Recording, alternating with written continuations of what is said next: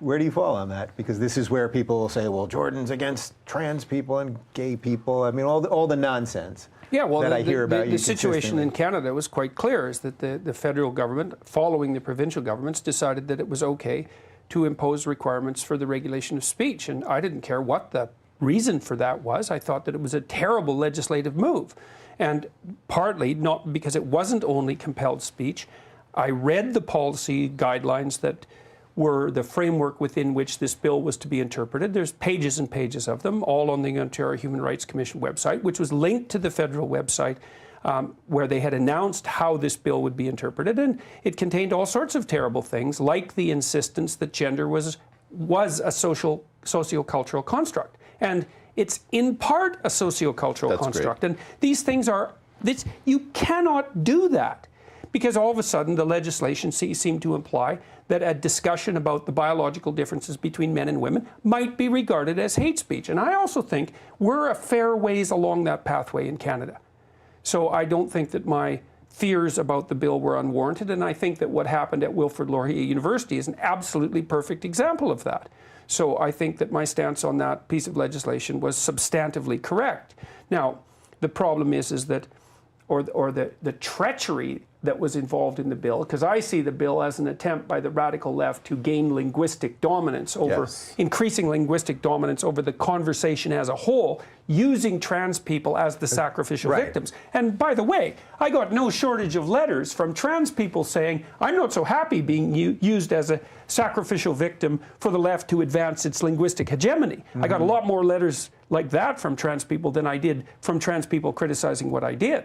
So, and I also think that this would have all died away very rapidly if all it was about was one professor's objection to the rights of trans people. That had very little to do with it. Let's just take this bull by the horns right now. Am I correct, and you and I have not discussed this, that your point would be that law is the wrong place to do it and that culture would be the right place to do it? Yes, absolutely. Okay, and this has to be bottom up, like the Ms. thing was. I understand that. So my point is, law is absolutely the wrong place to do this. So then why not let it come from us? I mean, in other words, this thing has been so crazily interpreted by the press. This is absolute malpractice, as far as I'm concerned, by our journal. This is journogenic malpractice. Okay. Well, I should speak up for some of the journalists in Canada, because the Post Media Group, there's 200 newspapers, came out in support of my stance. So there are journalists who aren't doing that. But my point is that the fact that we're still having to discuss this is a tax on all kinds of discussion. The more time I have to spend saying I'm not alt-right, you know, transphobic. I don't want to talk about the fact that I'm in an interracial marriage because I oppose these, you know, equity proposals that are complete abominations. Right. Remember when you and I were in Tempe, Arizona at the comedy club, and I said something like, you know, we shouldn't be celebrating this. I'm in an interracial marriage, and everybody trained seals is clapping. I said, stop it. I said, unless a few of you are admissions officers to Ivy League schools, in which case I'll talk to you later. But the point is, I know it's a terrible thing to take credit for that. Right? It's like you happen to fall in love with a person of color. Yeah, that's not a moral victory on your part. Is there a medal, you know, in your future? You don't want it. Now, what I'm trying to say is something slightly different, which is, I want in on the positive aspects of the social transformation. I know that my intersex people are hurting, and I know that trans people are present in every culture without the social justice stuff. And we should be spearheading what the incompetent progressive left can't get done.